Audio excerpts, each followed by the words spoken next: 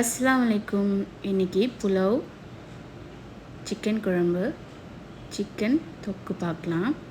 So இதுக்கு நான் 1.5 kilo rice எடுத்திருக்கேன். அதை ஊற வச்சுருங்க. ஸோ தேவையான அளவு எண்ணெய் ஊற்றிக்கிட்டு, ஸோ நம்ம 1.5 கிலோ எடுத்துருக்கிறதுனால ஒரு 8 பேர் சாப்பிடலாம். ஸோ இப்போ நான் தேவையான அளவு பட்டை, கிராம்பு, ஏலக்காய், பிரிஞ்சி இலை போட்டுக்கலாம். நான் ரம்ப இலை யூஸ் பண்ணியிருக்கேன். ஸோ புலாவ் சாதத்துக்கு வாசனை நல்லா இருக்கும். நீங்கள் ரம்ப இலை இல்லைன்னா ஸ்கிப் பண்ணிடுங்க. ஸோ நான் ஒரு 4 பெரிய வெங்காயம் போட்டுட்டு நல்லா அந்த மாதிரி வதக்கி விட்டுக்கோங்க. இப்போ அந்த வெங்காயம் வதங்கிறதுக்காக மூடி வச்சுருக்கேன். ஸோ ஒரு கண்ணாடி பதம் வரணும், அவ்வளோதான். இது ரொம்ப ப்ரௌனிஷாக ஆக்கணும் அந்த மாதிரிலாம் கிடையாது. ஸோ அது வர வரைக்கும் நல்லா வதக்குங்க. நான் புலாவ் சாதத்துக்கு நான் சீரக சம்பா தான் இதுக்கு யூஸ் பண்ணியிருக்கேன். நீங்கள் பாஸ்மதி ரைஸும் யூஸ் பண்ணிக்கலாம். ஸோ சீரக சம்பாவில் செஞ்சாலும் டேஸ்ட்டு செம்மையாக இருக்கும். ஸோ நான் 2 பெரிய தக்காளி போட்டிருக்கேன். அது கூட பச்சை மிளகாய் போட்டிருக்கேன். 5 பச்சை மிளகாய் போதும். ஸோ தேவையான அளவு இஞ்சி பூண்டு பேஸ்ட்டு நல்லா வதக்கி மூடி வச்சுருங்க. அது நல்லா வதங்கினதுக்கப்புறம் புதினா கொத்தமல்லி போட்டுட்டு ஒரு 1/4 கப் தயிர் போட்டுக்கலாம். அது நல்லா வதங்க விடுங்க. இப்போ நாம் 1க்கு 1 ஆஸ் யூஷுவல் நம்ம எடுத்துருக்கோம். ஸோ 1க்கு 1 தண்ணி ஊற்றிக்கலாம். அது நல்லா கொதி வரணும். ஸோ அதுக்கு தேவையான அளவு உப்பு போட்டுட்டு நம்ம மூடி வச்சிடணும்.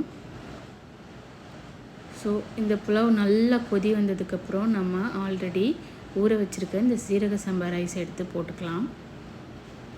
புலாவ் சாதத்துக்கு இந்த புதினா கொத்தமல்லி இதெல்லாம் நல்ல வாசனை கொடுக்கும். ஸோ அதெல்லாம் ஸ்கிப் பண்ணாமல் பண்ணி பாருங்கள்.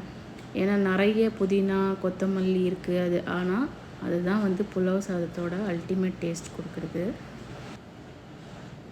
இது கொஞ்ச நேரம் மூடி வச்சு எடுத்த உடனே இந்த மாதிரி கிளறி விட்டுக்கோங்க. ஸோ நான் தேவையான அளவு நெய் போட்டிருக்கேன்.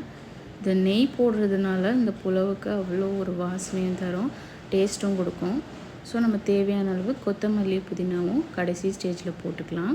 இந்த மாதிரி நல்லா கொஞ்சம் கிளறி விட்டுட்டு மூடி வச்சிடலாம்.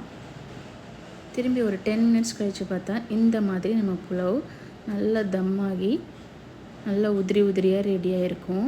ஸோ புலாவ் தெரியாதவங்க கூட இதை செஞ்சு ஈஸியாக சாப்பிடலாம். அளவு தண்ணி மட்டும் நம்ம கரெக்டாக பார்த்துக்கிட்டா போதும், நம்ம புலாவ் ரெடி ஆகிடும். அடுத்து நம்ம சிக்கன் ரெசிபி பார்க்கலாம். ஸோ இதுக்கு தேவையான அளவு எண்ணெய் ஊற்றிக்கோங்க. இது நான் ஒரு 1/2 கிலோ சிக்கன் தான் எடுத்துருக்கேன். ஸோ நம்ம 2 பெரிய வெங்காயம் இந்த மாதிரி நல்ல ப்ரௌனிஷ் வரைக்கும் வதக்கிட்டு தக்காளி போட்டுக்கோங்க. இது சட்டுன்னு செஞ்சிடலாம். ஸோ ரொம்ப ஈஸி தான். நான் 1/2 கிலோ சிக்கன் எடுத்துகிட்டு தேவையான அளவு மஞ்சத்தூள் போட்டுட்டு கொஞ்சமாக தயிர் ஊற்றிக்கிறேன். தயிர் ஊற்றினதுக்கப்புறம் நல்லா அந்த மாதிரி கிளறி விட்டுக்கோங்க. கறி அப்படியே சாஃப்ட் ஆகிடும். நீங்கள் ஊற வச்சு கூட போட்டுக்கலாம் தயிரில். ஸோ தேவையான அளவு மிளகாய்த்தூள், மிளகுத்தூள், மல்லித்தூள் இது நல்லா போட்டு பரட்டி விட்டுக்கோங்க. தேவையான அளவு கல்லுப்பு போட்டுக்கோங்க. அடுத்து கரம் மசாலா கொஞ்சம் போட்டு நல்லா இந்த மாதிரி வதக்கி விடுங்க. நல்லா வதக்கி விட்டதுக்கப்புறமா தேவையான அளவு தண்ணி ஊற்றிக்கிட்டு க்ளோஸ் பண்ணி வச்சுட்டு ஒரு 10 மினிட்ஸ் கழித்து நம்மளுடைய சிக்கன் கிரேவி ரெடி ஆகிடும். ஸோ இது ஈஸியாக பண்ணிடலாம். நமக்கு ரொம்ப நேரம் டைம் எடுத்துக்காது. ஏன்னா சிக்கன் சீக்கிரம் வெந்துடும். அதனால் நம்ம சட்டுன்னு பண்ணி முடிச்சிடலாம். அடுத்த வீடியோவில் நான் உங்களுக்கு கரம் மசாலா ரெசிபி போடுறேன். ஸோ இதுக்கு அடுத்து நம்ம சால்னா செய்ய போகிறோம். அதாவது தால்ச்சா பார்த்திங்கன்னா தேவையான அளவு பருப்பு போட்டுக்கிட்டு பூண்டு, தேவையான அளவு வெங்காயம், பச்சை மிளகாய் போட்டுட்டு 3 விசில் விட்டு எடுத்துருங்க. இப்போது ஒரு பாத்திரத்தில் தேவையான அளவு எண்ணெய் ஊற்றிக்கலாம். புலாவுக்கு தால்ச்சா சரியான காம்பினேஷன். ஸோ புலாவ் செஞ்சிங்கன்னா தால்ச்சா செய்ய மறக்காதீங்க. ஸோ தேவையான அளவு பட்டை, லவங்கம், கருவேப்பிலை, தேவையான அளவு வெங்காயம் போட்டுட்டு நல்லா வதக்கி விடுங்க. புளி ஆல்ரெடி ஊற வச்சுக்கோங்க. தேவையான அளவு ஊற வச்சிட்டிங்கன்னா நம்ம கரெக்டாக செய்யும்போது அது ஊறிடும். ஸோ அந்த தண்ணியை எடுத்து ஊற்றிக்கலாம்.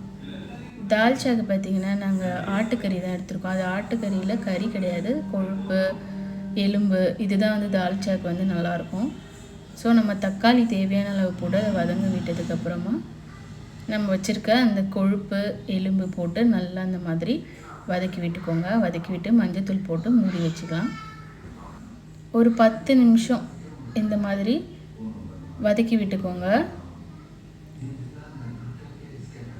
அதோட நல்லா மசாலாவும் மெர்ஜ் ஆகணும். ஸோ கல் உப்பு போட்டுட்டு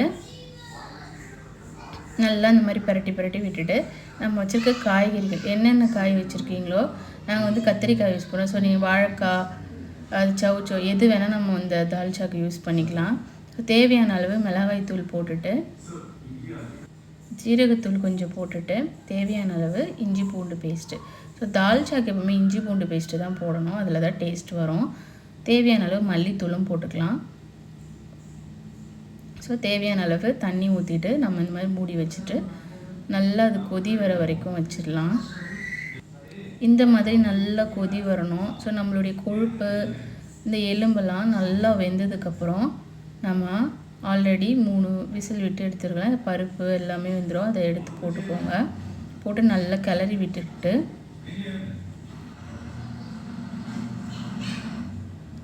அடுத்து நம்ம வச்சுருக்க இந்த புளி தண்ணியும் எடுத்து ஊற்றிக்கோங்க. ரொம்ப கெட்டியான ஒரு எலுமிச்சை பழ அளவு தான் புளி தண்ணி எடுத்து ஊற்றி நல்லா இந்த மாதிரி கிளறி விட்டுக்கிட்டோம். நம்ம வச்சுருக்க மாங்காய் துண்டு.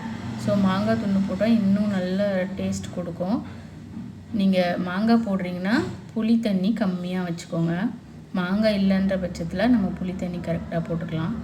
ஸோ நம்மளுடைய சிக்கன் கிரேவி ரெடி ஆகிடுச்சு. அடுத்து இப்போ சிக்கன் குழம்பு பண்ணிடலாம்.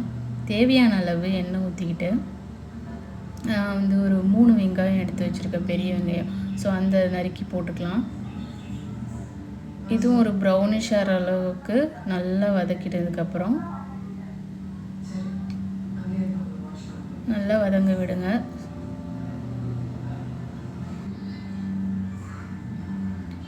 தேவையான அளவு தக்காளி, நான் வந்து 2 தக்காளி போட்டிருக்கேன். ஸோ இதையும் நல்லா வதங்க விட்டுக்கோங்க. அதுக்கப்புறம் நம்ம வச்சுருக்க இஞ்சி பூண்டு பேஸ்ட் போட்டுக்கலாம். தேவையான அளவு போட்டுக்கோங்க. 2 டேபிள் ஸ்பூன் போட்டிருக்கேன். ஸோ தேவையான அளவு போட்டுட்டு நல்லா வதக்கி விட்டுக்கோங்க. பச்சை மிளகாய் போட்டிருக்கேன். ஸோ இது ஒரு டிஃப்ரெண்ட் டேஸ்ட் தரும். பச்சை மிளகாய் இல்லாதவங்க ஸ்கிப் பண்ணிடலாம். நான் வந்து இதுக்கு 3/4 கிலோ சிக்கன் எடுத்துருக்கோம். ஓகேங்களா? ஸோ இந்த மாதிரி நல்லா கிளறி விட்டுக்கிட்டு தேவையான அளவு மிளகாய்த்தூள், மல்லித்தூள், சீரகத்தூள், மிளகுத்தூள், தேவையான அளவு மஞ்சத்தூள், கல் உப்பு போட்டிருக்கேன். அதுவும் தேவையான அளவு தான். உப்பு வந்து பார்த்து போட்டுக்கோங்க. ஸோ இதுக்கு வந்து நான் ஒரு 1/4 கப் தயிர் போட்டிருக்கேன். உப்பு நீங்கள் கடைசியாக கூட சேர்த்துக்கலாம். ஏன்னா உப்பு அதிகமாச்சுன்னா டேஸ்ட் இருக்காது.